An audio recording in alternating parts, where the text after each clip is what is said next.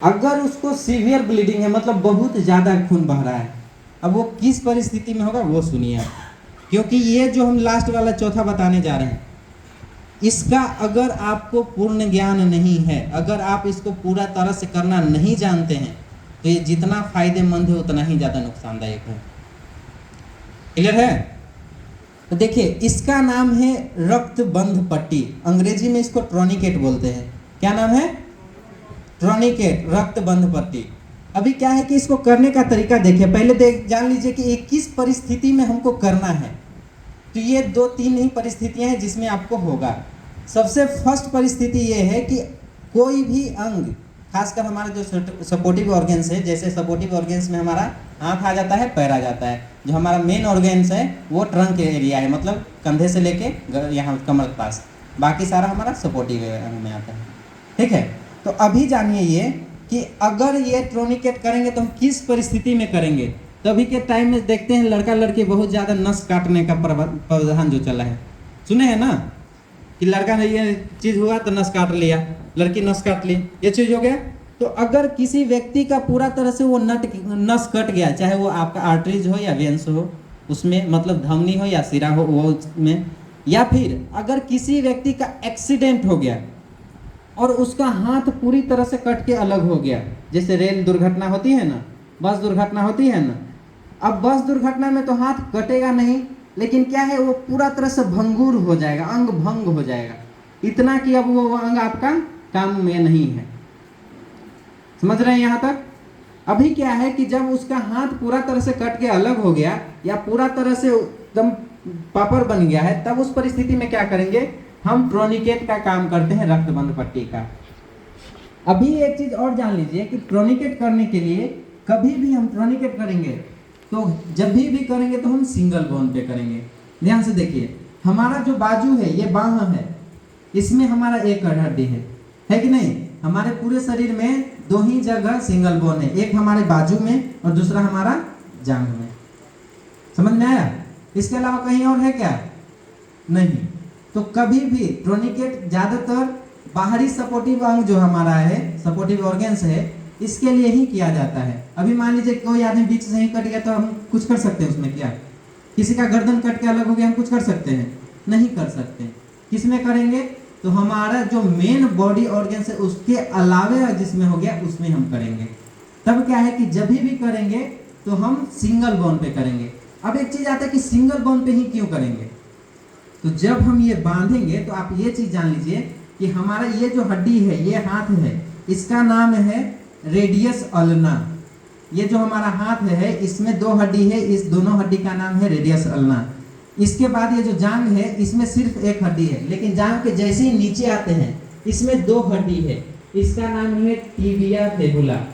अभी बात आती है क्या कि अगर मान लीजिए किसी आदमी का ये पंजा पूरा तरह से कट के अलग हो गया, समझ रहे हैं बात के?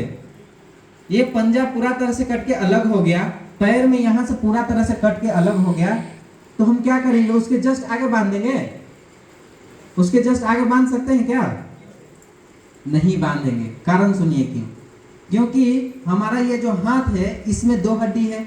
अब इस 2 हड्डी के बीच से हमारा आर्टरीज और वेन्स गया हुआ है। हमारी जो खून की नलियां हैं ये दोनों हड्डी के बीच से गई हुई है।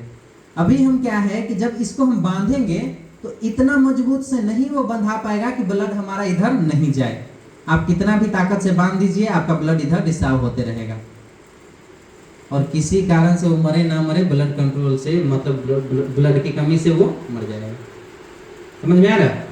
अभी आते हैं पैर में भी वही चीज है कि पैर यहां से अगर कट के अलग हो गया तो उस परिस्थिति में भी क्या करेंगे कि हम यहाँ नहीं बांधेंगे, जहां कटा है उसके ऊपर नहीं बांधेंगे। कहाँ बांधेंगे? सिंगल बोन में, जहां हमारा सिर्फ एक हड्डी है। अभी कैसे बांधेंगे देखिए, बांधने का तरीका इस साइड से देखिए कैसे। अगर आपके पास कोई कपड़ा है, कपड़ा नहीं है, रस्सी है, मतलब आपको जो भी हम पीएचडी बताएंगे घरेलू उपचार के तौर पे, एकदम जो आपको आसानी से मिल जाएगा। हमारे पास इस कपड़ा है, आपके पास कपड़ा नहीं रहेगा, क्या कीजिएगा, एक रस्सी लीजिएगा। रस्सी के नीचे क्या है, जो व्यक्ति है इसको नुकसान और ज्यादा ना हो, इसके लिए क्या करेंगे, उसको नुकसान से और बचाने के लिए उसके नीचे आप रुमाल रख दीजिए, रुई है, कुछ भी यहाँ पहले जहाँ पे बांध रहे आप वहाँ पे लगा दीजिए। लगा दिए। अभी लगाने के बाद है क्या, उसको हम बांधेंगे, एक गांठ बांधेंगे वो भी नॉर्मल, जिससे 2 उंगली आराम से आर पार हो जाए। देखिए सर यहाँ बांधे हैं तो पूरा तरह से नहीं बांधे, देख रहे हैं ये 2-3 उंगली आर पार हो जा रहा है, वहां से दिख रहा है सभी को। हाँ, तो यहाँ से देखिए कि यहाँ से 2-3 उंगली आराम से आसपास आर पार हो जा रहा है। अब क्या है कि इसके ऊपर कोई, मेरा बैग में पेन लाइए तो थोड़ा सर नहीं। अभी क्या है कि जो एक गांठ नॉर्मल सा बांधे हैं, अभी इसके ऊपर कोई भी एकदम एक मजबूत डंडा रख देंगे, पेन है उसको रख देंगे, पेंसिल रख देंगे, या फिर कोई लोहा का भी सरिया है तो उस पर रख देंगे। इस पे रख के देखिए यहाँ जो है ना गांठ, अब इसके ऊपर में जहाँ एक सिंगल गांठ बांधे थे वहां पे क्या करेंगे, पेन सबको दिख रहा है, वो उस गांठ के ऊपर रखेंगे, रख के अब इसको टाइट से बांध देंगे, एकदम मजबूत से बांध दिए। अभी क्या है कि ये टाइट से बांधने के बाद अब इसको हम टाइट करेंगे, पेन को घुमाएंगे और कस देंगे।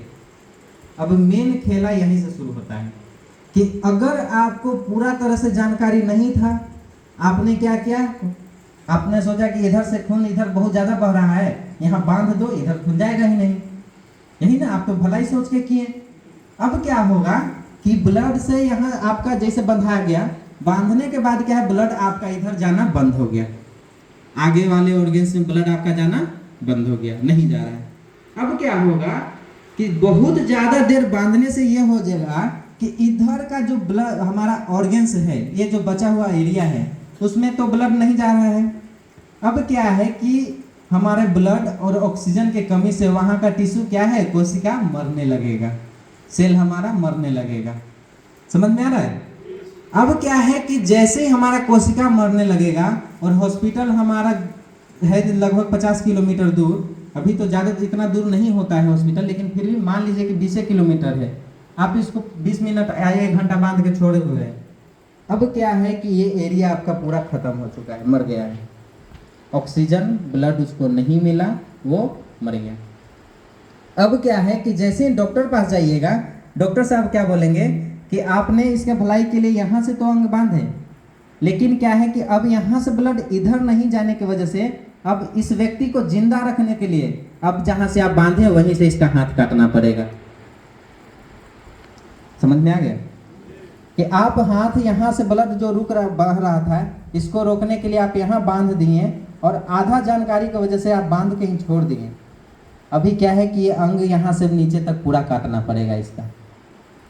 अब क्या है कि ये अंग काटना नहीं पड़े, उसके लिए क्या करेंगे कि जैसे हम इसको टाइट किए थे, आप क्लॉकवाइज में कीजिए या एंटी क्लॉकवाइज में, कोई दिक्कत नहीं है।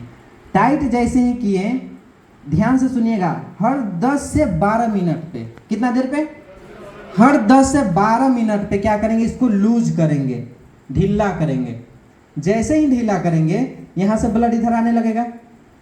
अब जो हमारा कोशिका मर रहा था 10 से 12 मिनट के दौरान, अब ये फिर से जिंदा, इसको मिलेगा ब्लड ऑक्सीजन, तो फिर जिंदा होगा कि नहीं होगा। अभी क्या है कि जैसे ही ब्लड इधर आया और देखे हम कि यहाँ से ब्लड हमारा रिसने लगा, ब्लड टपकने लगा, एक बूंद भी अगर वहां आ गया, तो क्या करेंगे, इसको फिर टाइट कर देंगे, फिर 10 से 12 मिनट के लिए बांध के रखेंगे, फिर खोलेंगे, फिर बांधेंगे, फिर खोलेंगे, फिर बांधेंगे, फिर खोलेंगे। समझ में आ गया। तो इस तरह से खोलते हुए कसते हुए हम हॉस्पिटल ले जाएंगे। अभी यहाँ थोड़ा थोड़ा चीज़ समझने के लिए ध्यान से सुनिए। क्या है, खोल दीजिए। ये हो गया पूरा तरह से टोर्निकेट करने का रूल। अभी इसमें जो इम्पोर्टेंट चीज़ है वो सुन लीजिए। क्या है कि जो यहाँ आप बांधे थे कपड़ा, जो कि ज़्यादा उसका ब्लड नहीं बहे, तो उसके लिए क्या है कि कपड़ा को फेंकना नहीं है। जो यहाँ से खून बह रहा था, यहाँ से हाथ जब कट के अलग हो गया था, तो वहाँ भी कुछ रखिएगा ना बांधने के लिए, तो वो कपड़ा नहीं फेंकना है। अगर एक कपड़ा आपका पूरा खून से लाल हो गया है, दूसरा उसी पे बांधिए, तीसरा उसी पे बांधिए, चौथा उसी पे बांधिए, लेकिन फेंकना नहीं है। कारण उसका ये कि अगर आप डॉक्टर के पास ले जाइएगा उस कपड़ा को, तो डॉक्टर को ये देख के आइडिया मिल जाता है कि इसके बॉडी से कितना ज़्यादा ब्लड बहा है। समझ गए? तो वो पता लग जाएगा कि हाँ इनको इतना खून अभी चाहिए, हाँ इतना खून मिलेगा तो ये ठीक हो जाएंगे, इतना ब्लड इनको चढ़ाना पड़ेगा। तो एक आइडिया ओवरव्यू उनको मिल जाता है। दूसरा चीज ये है कि आप जब इनको बांध रहे हैं तो आप कितना देर पे बांधे, वो क्या हुआ है सर यहाँ से प्रोजेक्टर, हाँ, आप यहाँ कितना देर पे इसको बांधे और कितना देर पे खोले, उस टाइम को नोट करते रहना है। कहीं भी कहीं कुछ नहीं मिलता है, इनके हाथे पर ही लिखते रहिए, लेकिन वो टाइम को नोट करते रहना है। इससे ये होगा कि डॉक्टर को पता चलेगा कि आप कितना देर पहले इसको बांधे थे, ये कब से इस तरह का प्रॉब्लम ये झेलते आ रहा है, कितना देर से, आधा घंटा इसका हो गया हाथ कटा हुआ, 1 घंटा से हो गया कि कितना देर से हो गया। समझ में आ गया? यहां तक आप सबको क्लियर है? तो ये आपका पूरी तरह से ब्लड कंट्रोल का हो गया कि आप इन तरीकों से आप किसी को भी जहां से ब्लड बह रहा है, खासकर उस परिस्थिति में जब किसी व्यक्ति का हाथ या कोई पैर पूरी तरह से कट के अलग हो जाए, उस परिस्थिति में हम टूर्निकेट करते हैं। क्लियर है? अभी अब आते हैं आपका सर फटने का, कि अगर किसी व्यक्ति का सर फट गया, क्योंकि एक्सीडेंट में ज्यादातर सर भी फटता है ना, और सर तो ऐसा क्रिटिकल चीज है कि अगर इससे ब्लड आया या इसमें ज्यादा चोट आया तो आदमी की ऑन द स्पॉट डेथ भी हो जाती है। ठीक है? तो अब सर के लिए दिखा देते हैं। देखिए जैसे क्या है कि हमारे आसपास के घर एरिया में कुछ नहीं है, हम लोग सब तो बिहारी हैं, सब कोई गमछी रखते हैं ना।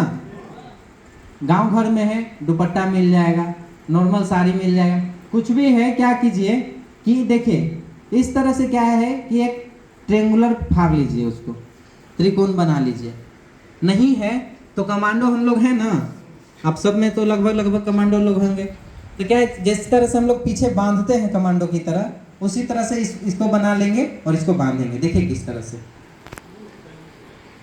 सबसे पहले क्या करेंगे, इधर ध्यान दीजिएगा कि सबसे पहले क्या करेंगे कि जहां पे सिर फटा है, अगर आपके पास में कैंची है तो वहां से क्या कीजिए, उस बाल को काट के, बाल छोड़ के नहीं काटना है, वहां पहले बाल पकड़ लीजिए फिर काटिए, क्योंकि छोड़ के बाल काटिएगा, बाल कटेगा घाव पे ही गिर जाएगा। समझ में आ रहा है? तो पहले क्या कीजिए, इस तरह से बाल को पकड़ लीजिए, कैंची से काट के फेंक दीजिए, हटा दीजिए। उसके बाद अगर फिर भी बाल का कुछ टुकड़ा वहां गिर गया तो क्या कीजिए, बाहर की ओर साफ करना है, घाव पे रखे उसको बाहर की ओर फेंकना है। और घाव पूरी तरह से साफ करके कोई साफ कपड़ा ले लीजिए, रुई ले लीजिए, अगर आसपास पानी है तो आप उसको गीला करके वहां रख दीजिए, नहीं तो सूखा भी रखिएगा तो ज्यादा कोई दिक्कत नहीं है। अब क्या कीजिए, वहां पे उसको रख दीजिए। अब रख के जो हम कपड़ा लिए थे इससे हम इसको बांधेंगे। आइए सर बांधेंगे, इस तरह से आगे लाएंगे। देखिए एकदम बिल्कुल कमांडो की तरह ही बंधा जाएंगे, और पूरा तरह से हम एक बार टाइट से बांध देंगे। बांधे ना पहले दोनों को टाइट से, बस ठीक। देखिए बोल रहे हैं सर कि बस, इसीलिए पूछते रहना है, कहीं आप जो इलाज करें वो इस पे ही ज्यादा कहीं असर नहीं ना हो रहा है, इस वजह से। अभी देखिए भैया, अभी देखिए कि इनके पीछे एक तो हमारा दाहिने आ गया, पकड़िए इसको, एक तो हमारा दाहिने आ गया, दूसरा बाएं आ गया, और तीसरा जो कोन हमारा बचा था वो तीसरा पीछे आ गया। तभी क्या करेंगे कि तीनों को राउंड करके मतलब गोल लपेट देंगे, उसके बाद दिखाते हैं किस तरह से बंधाता है।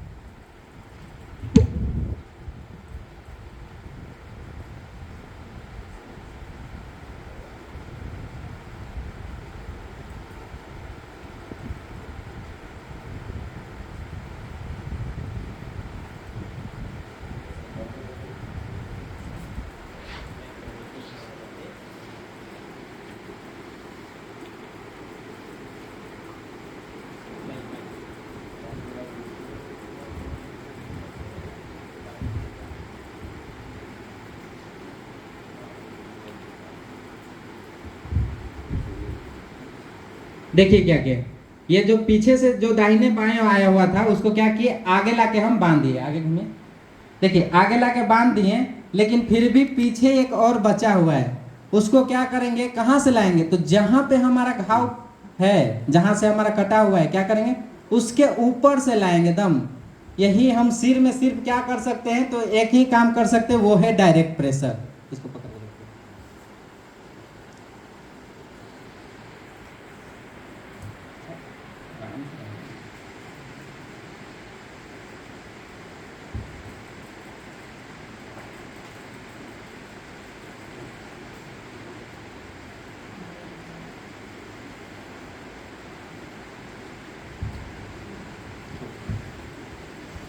अभी देखिए ये पूरी तरह से इनका सिर बंध के तैयार हो गया कि नहीं, कि एक जो दाहिने बाएं आया था उसको अच्छे से राउंड करके आगे लाके बांध दिए। उसके बाद उसमें से जो छोर बचा था और पीछे का जो छोर बचा था, अब पीछे वाला जो छोर बचा था क्या करें कि उसको एकदम टाइट करके और लाएं कहाँ, जहां पे उसका सिर फटा हुआ था उस एरिया से। देखिए सिर में हम सिर्फ एक ही काम कर सकते हैं, वो है डायरेक्ट प्रेशर। ध्यान से सुनिएगा क्यों, क्योंकि हमारा 4 कंट्रोल बताए थे। फर्स्ट है डायरेक्ट प्रेशर, दूसरा एलिवेशन, तीसरा प्रेशर पॉइंट और चौथा टर्निकेट। तो हम इसमें सिर्फ डायरेक्ट प्रेशर दे सकते हैं। एलिवेशन क्यों नहीं करेंगे कि ये पहले से ऊपर है कि नहीं, ये पहले से हमारा हृदय से ऊपर है, इसमें तो हम कुछ नहीं कर सकते। तीसरा आता है प्रेशर पॉइंट, सिर का बगल में प्रेशर पॉइंट हमारा कौन है, गले वाला। हम इसको दाब दे, पता चलेगा आदमी जो नॉर्मल जिंदा था वही खत्म हो गया। तो हम ये भी जो है गले का नस, इसको कैरोटिड पल्स बोलते हैं, इसको भी हम नहीं दाब सकते। और जहां तक बात है टर्निकेट का, तो हम करेंगे ही नहीं। क्यों, इनका हम गला बांध दें, नहीं ना। तो हम सिर्फ और सिर्फ क्या करेंगे, तो डायरेक्ट प्रेशर इस तरह से हम बांध देंगे इनको।